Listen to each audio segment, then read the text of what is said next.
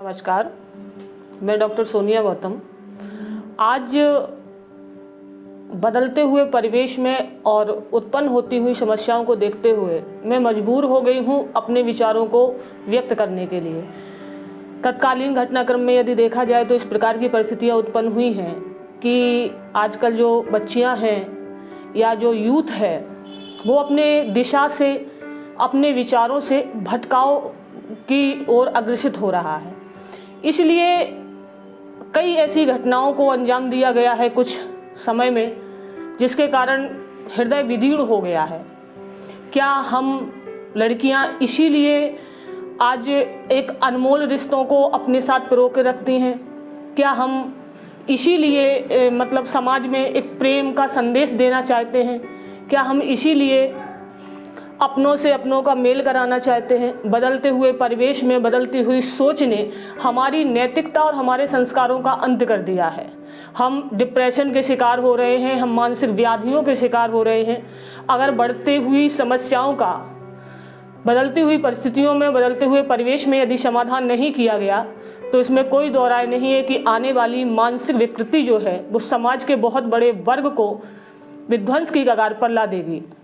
इसलिए मुझे जो एक प्रेमिका के रूप में जिस बच्ची का कई टुकड़े करके उसके निरसंस शरीर को कई बहुत भयानक वारदातों में अंजाम दिया गया, उससे मैं बहुत ही ज़्यादा आहत हो चुकी थी।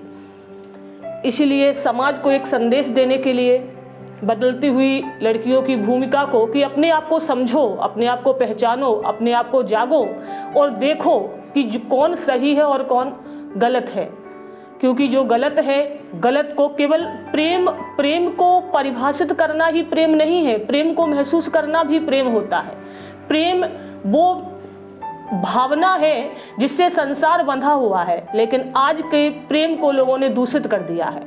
इसलिए हमारा संदेश आज की यूथ जनरेशन के लिए है कि प्रेम केवल फिजिकल नीड नहीं है। प्रेम वो भावना है जो व्यक्ति मुर्दे में भी जान फूंक देती है।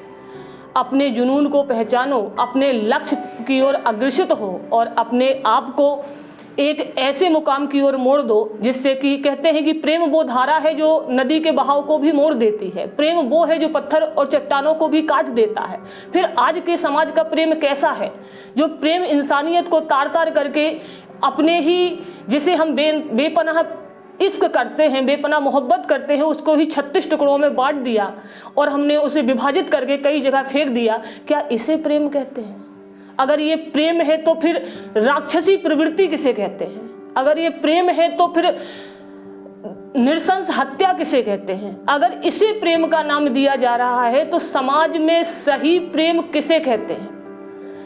इसलिए मैं केवल और केवल इतना ही संदेश देना चाहती हूँ लड़कियों से जो अपने माता पिता से बहुत दूर हैं और माता पिता केवल स्टडी के लिए या कैरियर बनाने के लिए उन बच्चियों को घर से बाहर भेजते हैं और वो इन घर की चार दीवारियों से जब बाहर निकलती हैं तो एक ऐसे बंधन में बंध जाती हैं जिससे कि उन्होंने समाज में उन्हें हर रिश्ते बेईमानी लगने लगते हैं। और जब वो उन रिश्तों पर पूरी तरीक़ा से निर्भर हो जाती हैं तो फिर समाज के कुछ ऐसे दरिंदे जो उन रिश्तों का फ़ायदा उठाते हैं और उनके साथ वो अभद्र व्यवहार करते हैं जो मानवीयता को तार तार कर देते हैं। इसलिए आप अपने लक्ष्य को, अपने जुनून को और अपने वक्तव्य को, जो माता पिता से कमिटमेंट करके आप घर से बाहर निकलते हो, उस कमिटमेंट को पूरा कीजिए और अपने भावनाओं पर और अपनी सोच पर इतना नियंत्रण स्थापित कीजिए कि अपने तुम्हारे जो चारों ओर तुमने जो दीवार बनाई है उस क्राइटेरिया को दुनिया की कोई ताकत जो है वो भेद ना पाए।